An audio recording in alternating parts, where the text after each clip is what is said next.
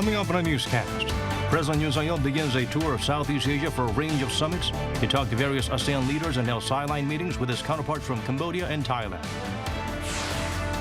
The U.S. Treasury Department keeps South Korea on its monitoring list. The country joins China and Japan as possible currency manipulators. Ukrainian forces made major gains around Kherson. This comes after Russia said it was withdrawing from the city.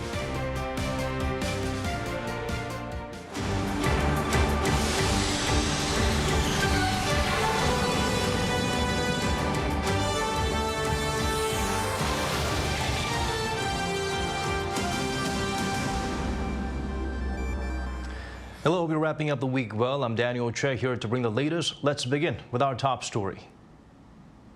President Yoon is in Phnom Penh, kicking off his six-day tour of Southeast Asia, which will also take him to Bali. On his first day in this year's chair nation of ASEAN-related summits, President Yoon announced South Korea's new Indo-Pacific strategy. Moon Gon-young starts us off. President Yoon Suk-yeol and his wife Kim Gun-hee landed in Phnom Penh early Friday afternoon, kicking off the South Korean leader's six-day tour of the ASEAN region. At his first South Korea-ASEAN summit, President Yoon unveiled his country's new Indo-Pacific strategy meant to contribute to the maintenance of peace, freedom, and prosperity of the region, as stability in the Indo-Pacific, he said, is directly related to the survival and prosperity of South Korea. Therefore, 힘에 의한 일방적인 현상 변경은 결코 용인되어서는 안 될 것입니다. a phrase often used by the U.S. and Japan when denouncing China on heightening tensions over the South China Sea and Taiwan. The South Korean leader added that his Indo-Pacific strategy was aimed at fostering a free, peaceful, and prosperous region built on a rules-based order. 규칙에 기반해서 분쟁과 무력 충돌을 방지하고 대화를 통한 평화적 해결 원칙이 지켜지도록 적극 노력해 나갈 것입니다.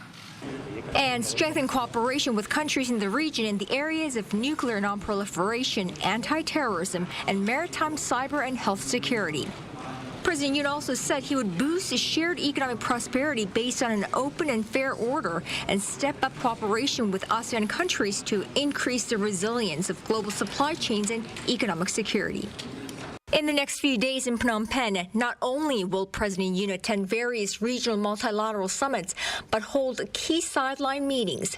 A face-to-face with U.S. President Joe Biden to discuss South Korea's concerns over the negative impact of Mr. Biden's Inflation Reduction Act on South Korean manufacturers, and a three-way summit between Seoul, Washington, and Tokyo to share their ideas on the increasing threat posed by North Korea. Now, President Yoon's announcement of his new Indo-Pacific strategy here in Phnom Penh is all the more significant in that this part of the world has increasingly become a geopolitical battleground between the U.S. and China. What's more important now than ever, observers say, is how South Korea manages to further strengthen its alliance with the United States while keeping China its largest trading partner. In that sense, a Yoon-Xi summit that hasn't been confirmed just yet may be key this tour around. Moon Gon-young, Arirang News, Phnom Penh.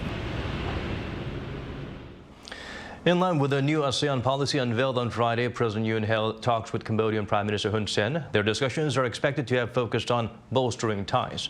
Yoon also met Thai Prime Minister Prayut Chan-o-cha and shared condolences over the Itaewon tragedy, as one Thai national was among the victims. The South Korean leader expressed hopes for an upgraded bilateral relationship by adopting a 5-year joint action plan, adding on to their already strong ties since the Korean War, built upon democracy and market economy.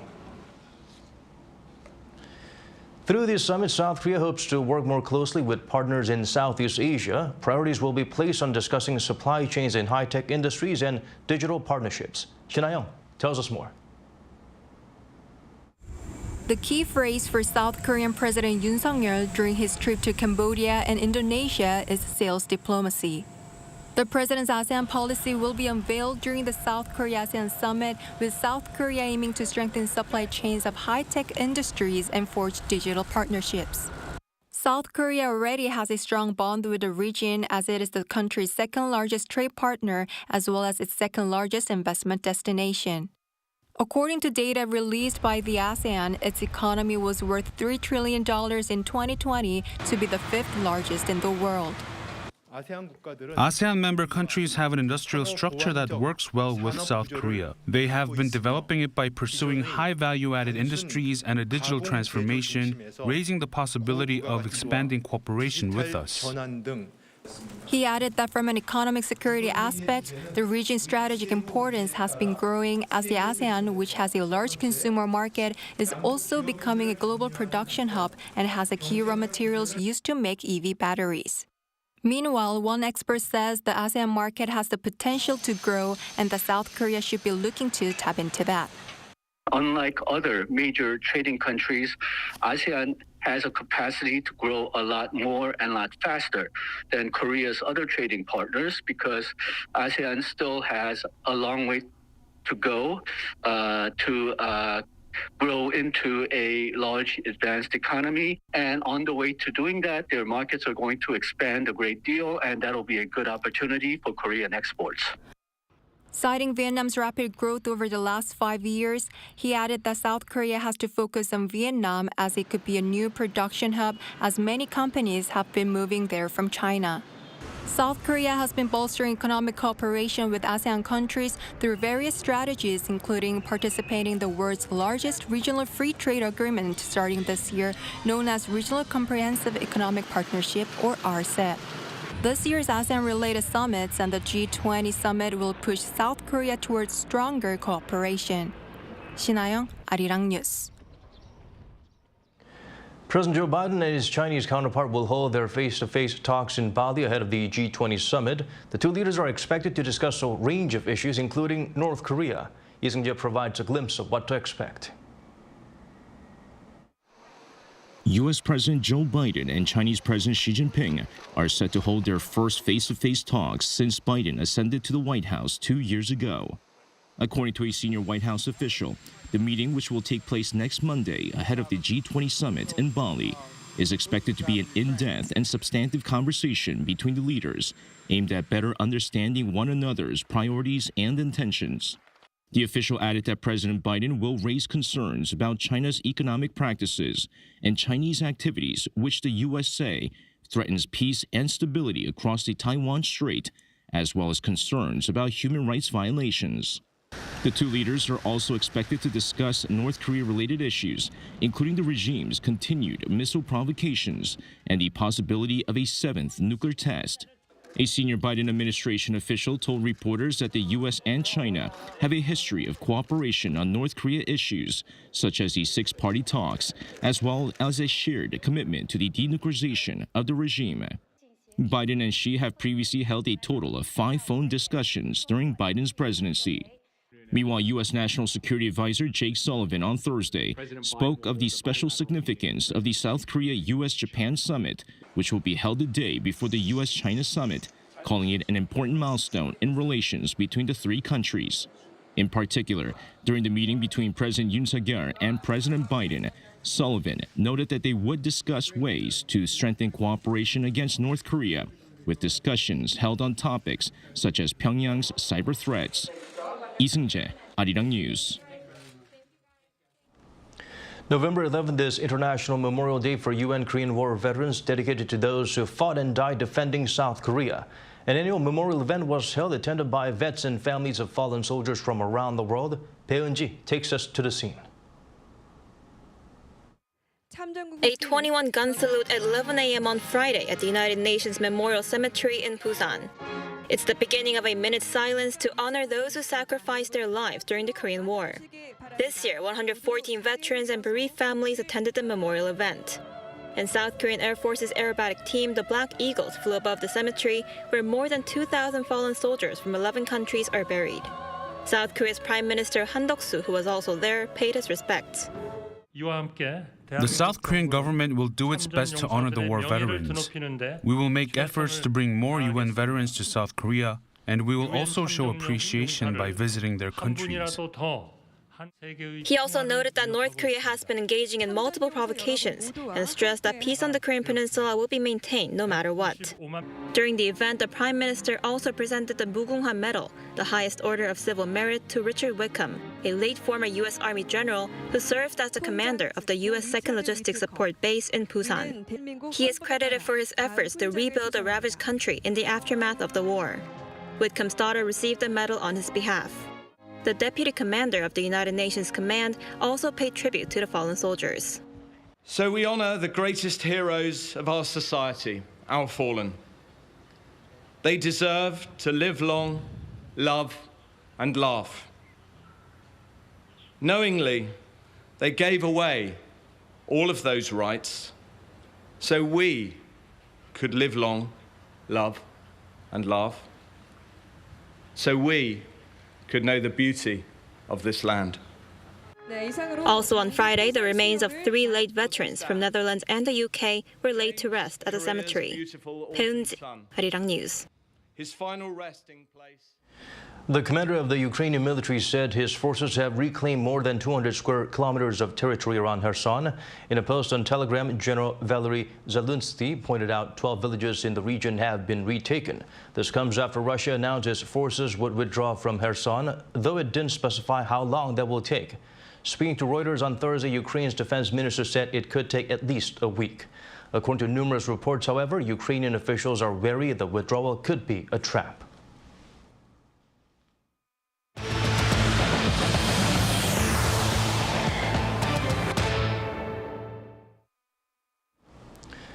The nation's daily COVID-19 tally exceeded 54,000. Authorities warned this could be the start of a new wave of infections. The Central Disaster and Safety Countermeasures Headquarters said Friday case numbers are surging as immunity has weakened and re-emphasized the need for additional vaccinations. The risk of death for those who received a 4th vaccine is 94% lower than those who are unvaccinated. The government plans to better protect vulnerable groups by expanding vaccination and medication programs. Oral COVID-19 pills will be brought in next month ahead of schedule. Authorities already expanded bivalent booster shots to all adults aged over 18. South Korea's November exports are down by 2.8% compared to last year. According to the Korea Customs Service, outbound shipments in the first 10 days came to $17.7 billion. In that period, the number of business days was the same as a year earlier.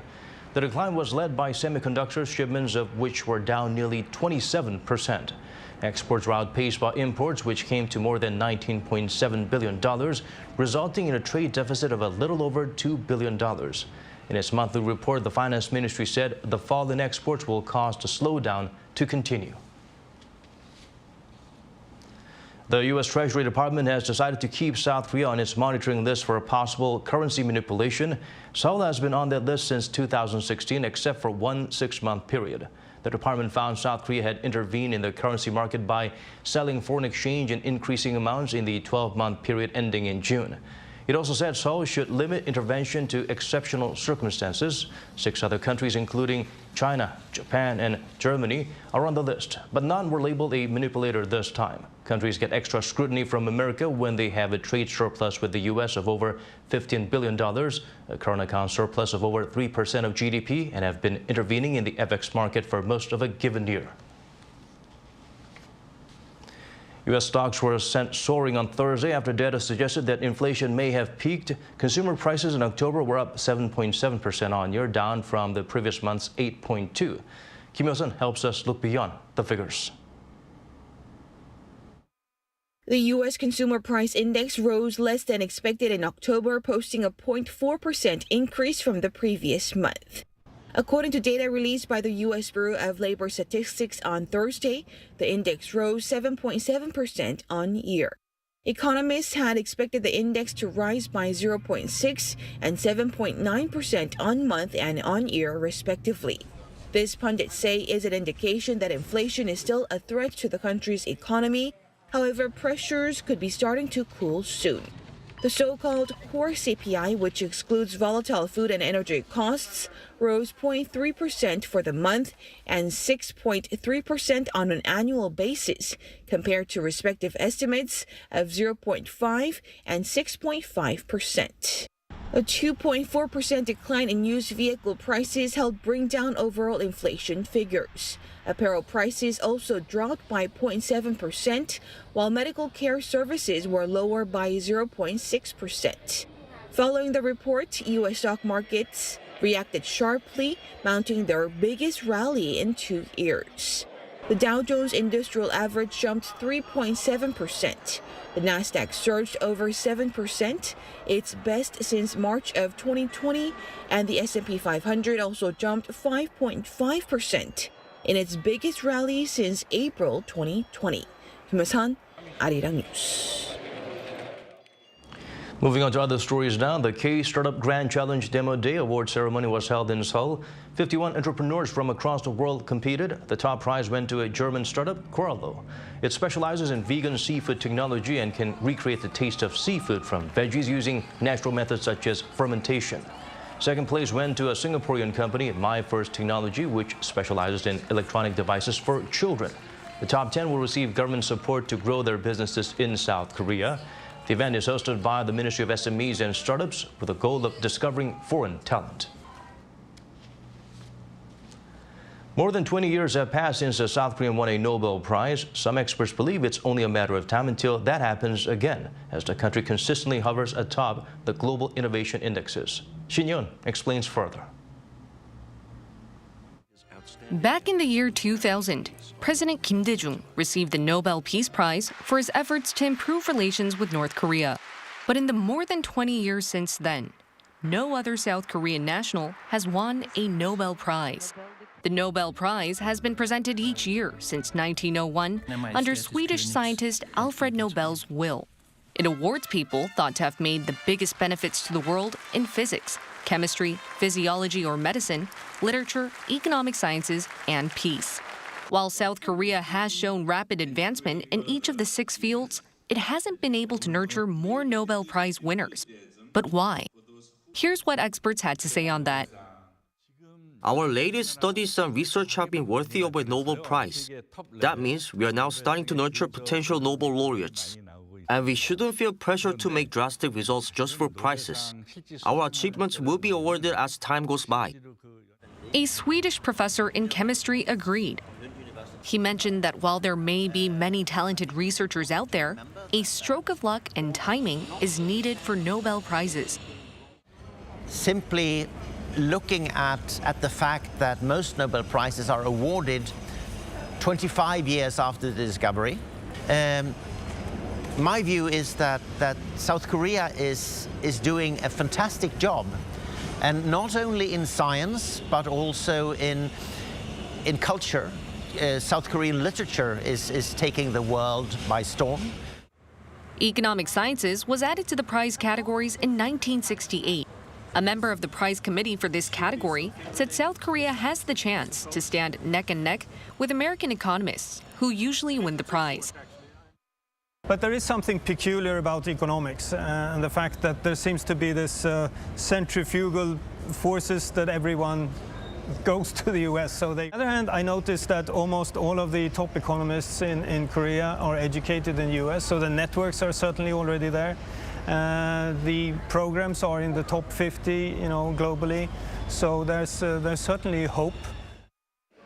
Another way to nurture future Nobel laureates is through the annual Nobel Memorial Program. This is where researchers from Korea and Sweden join discussions to stimulate curiosity and development in various Nobel Prize categories. Shin Yeon, Arirang News. CPR can help save lives, but research shows that only about 1 out of 4 cardiac arrest patients in the nation receive the necessary help before an ambulance arrives. Fortunately, more and more people are looking to get trained in the procedure. Ishu went to find out more. On the night of the tragedy in Itaewon, business owner Zahid Hussein witnessed ordinary citizens doing their best to help. I saw a guy shouting that if there's anybody who knows CPR, please come and help. So a lot of people jumped up, volunteered, and they tried to help. Since the tragedy in Itaewon, public interest in CPR has risen.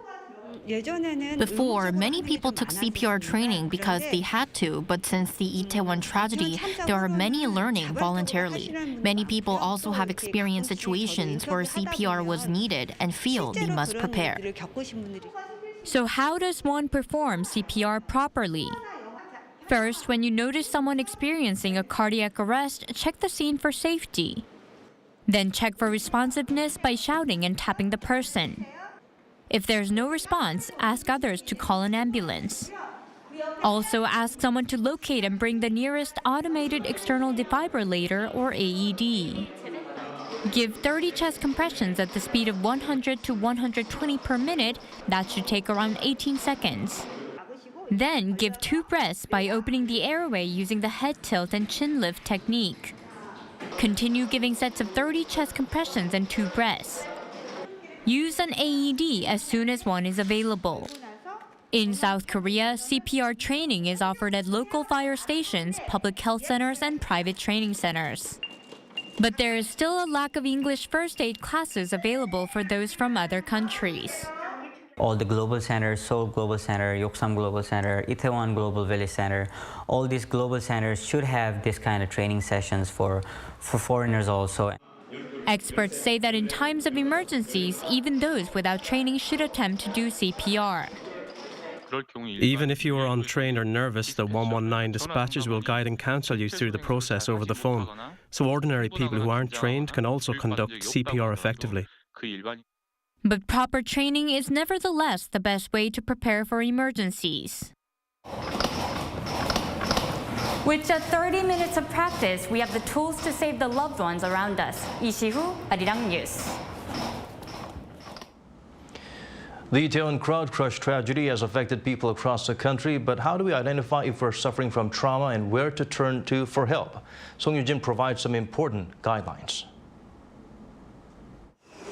Now, just a few minutes from here is where the deadly Halloween crowd crush happened on the evening of October 29th. Now, this is a subway station exit that's just a few minutes away from the scene of the accident. And as you can see, it's drenched in sorrow. There are flowers and messages of condolences. Now, as a person who've been following and catching up with this accident ever since it broke out, just like these people, I also felt enormous grief and helplessness. Now, these emotions that we're feeling are a form of trauma. And realizing that we're experiencing trauma is the first way to effectively deal with it. Trauma is defined as a response to an incident or event that's emotionally disturbing or life-threatening in some way. You don't have to be part of the incident to experience it. Common symptoms include changes in emotions, mood, and behavior. 그런 게 좀 시간이 지나면 트라우마로 좀 많이 좀 남을 것 같아서 좀 어떠실 것 같은지. 저도 그래서 처음에는 몇 개 이렇게 보다가 어느 순간부터는 일부러 그래서 핸드폰을 안 보게 되고. 만약에 제가 이 거리에 있었다면 저도 이렇게 희생을 당했을 수도 있으니까. 처음에는 진짜 믿기지가 않았었는데 이제는 좀 받아들이려고 그래도 노력하고 있고. Once you realize you're struggling with trauma, it's important to reach out for help as soon as possible. This is because the so-called golden time to treat trauma is in the first 1 to 3 months after symptoms first appear. Then, what kind of support is available in Korea? Not only us, but local trauma and counseling centers are providing both phone and in-person counseling sessions.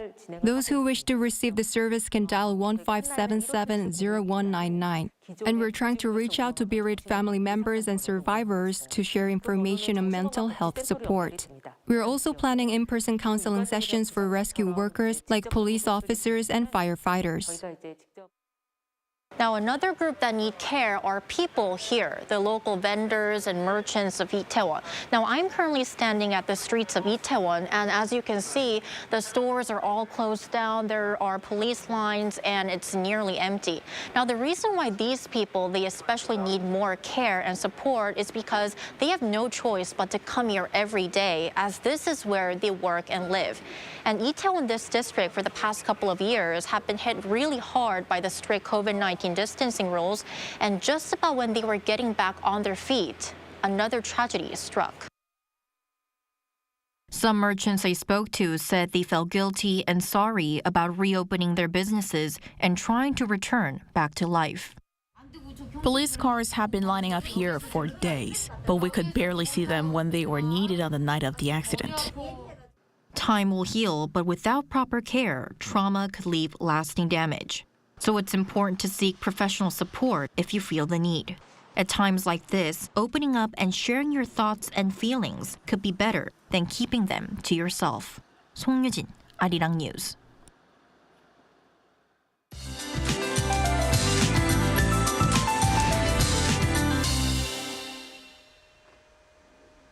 Make sure to have your umbrellas handy this weekend. A low-pressure system will start to form across South Korea, bringing scattered outbreaks of rainfall. Temperatures will stay fairly warm until tomorrow. On Sunday, a drastic drop in readings as expected, with highs plunging to 14 degrees Celsius in Seoul. Showers will start from the south coast and they will spread nationwide by the afternoon. As for the amount of rain, northern Gyeonggi-do and Gangwon-do provinces will see 20 to 60 millimeters. The rest of inland regions, including the capital, will see 5 to 40.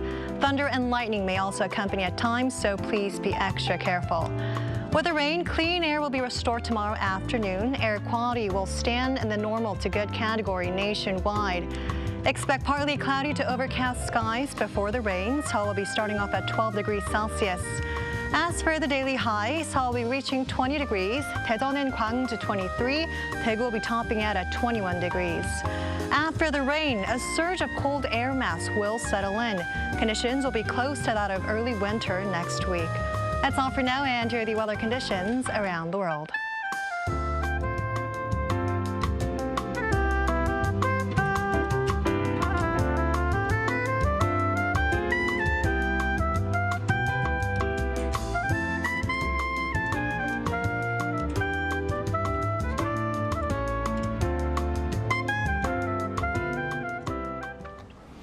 And that's all from us. As always, thank you for watching.